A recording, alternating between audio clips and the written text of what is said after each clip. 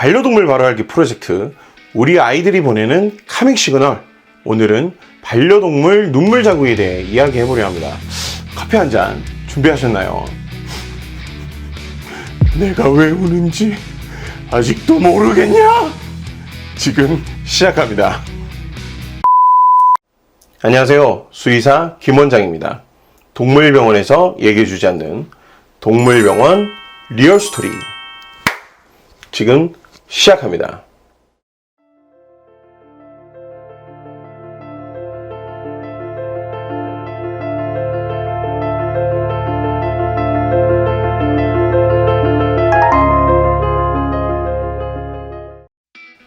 지난 눈물 자국 영상에서 눈물의 기능에 대해 잠깐 설명드렸는데 벌써 4개월 전 이야기네요.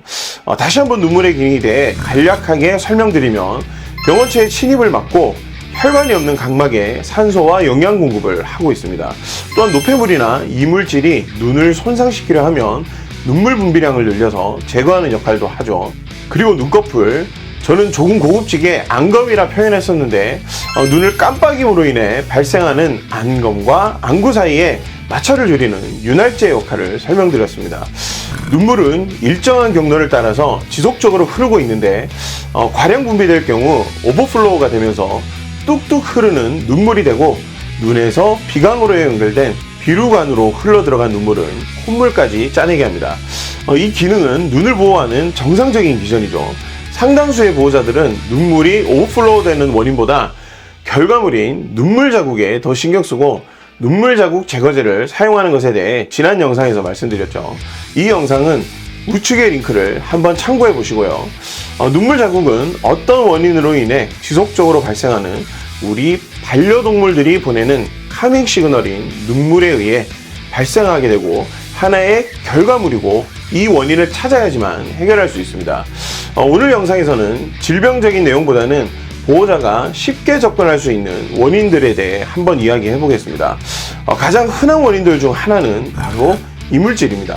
사람들은 손가락이나 식염수 같은 걸 이용해서 이물질 제거가 가능하지만 반려동물들은 이런 제거가 불가능하죠.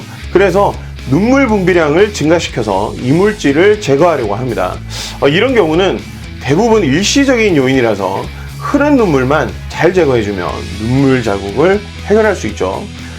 그리고 건조한 공기나 또는 목욕을 자주 하는 반려동물들에게서 수분을 잘 말려야 한다는 의혹으로 인해 과도한 드라이로 눈이 건조해지고 눈물 분비량이 증가하기도 하는데, 이런 경우도 일시적인 반응이지만 반려동물들은 목욕을 주기적으로 하는 경우가 대부분이라 눈물 자국이 생기는 경우도 종종 있습니다. 그리고 사람들에 의해 눈물 분비량이 지속적으로 발생하는 가장 흔한 원인들 중 한 가지를 더 이야기한다면 바로 반려동물의 미용. 강아지들이 미용을 하게 되면 보통 귀나 얼굴, 꼬리를 남기는 경우가 흔히 있는데, 특히나 귀가 처진 아이들의 경우 미용 시 귀털을 남겨서 이렇게 움직일 때마다 귀털이 눈을 찌른다든지 아니면 눈앞의 털이 어중간한 길이로 자라서 눈을 찌르는 경우가 종종 있습니다. 야생에 있는 동물들은 단모는 아예 찌를 일이 없고, 장모종의 경우는 이렇게 털이 길어서 아래로 축 처지기 때문에 털이 눈을 찌르기가 어렵죠. 저도 현재 앞머리가 어중간해서 헤어왁스 같은 것으로 고정하지 않으면 앞머리가 눈을 계속 찌르는데, 앞머리를 짧게 자르거나 아니면 더 길러서 앞머리를 없애야만 이 문제가 해결되겠죠. 지금 바로 우리 반려동물들 중 깃털을 남긴 미용을 한 아이가 있다면 움직일 때 깃털이 눈을 자극하는 걸 쉽게 볼 수 있을 겁니다. 아이가 앞서 말한 스타일로 미용 관리를 하는데 눈물 자국이 지속된다면 우선 깃털을 제거하거나 주기적으로 눈앞 털을 관리해보는 방법부터 실천해 보시면 좋을 것 같습니다.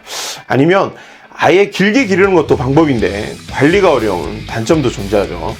이것 외에도 안검의 잘못된 위치에 속눈썹이 생기거나 속눈썹 방향이 잘못되어서 눈을 찌르는 경우도 있는데, 이건 질병적인 문제이기 때문에 질병에 의한 눈물 과잉 분비 영상에서 다뤄보도록 하고, 다음 눈물 관련 영상에서는 알레르기 같은 염증 반응과 한때 유행했던 눈물 사료에 대해 썰을 풀어보겠습니다. 눈물 자국은 우리 반려동물들이 지속적으로 보내는 카밍 시그널이라는 것, 지우거나 관리해야 할 것이 아니라 그 원인을 찾아야 한다는 것. 이 해결은 전문가인 수의사와 함께 하시면 좋겠습니다. 오늘 영상이 도움이 되셨다면 구독, 좋아요, 알림 설정까지 부탁드립니다. 여러분들의 궁금증과 의견도 댓글로 많이 부탁드리겠습니다. 그럼 저는 다음 시간에 또 다른 동물병원 리얼스토리로 다시 돌아오겠습니다.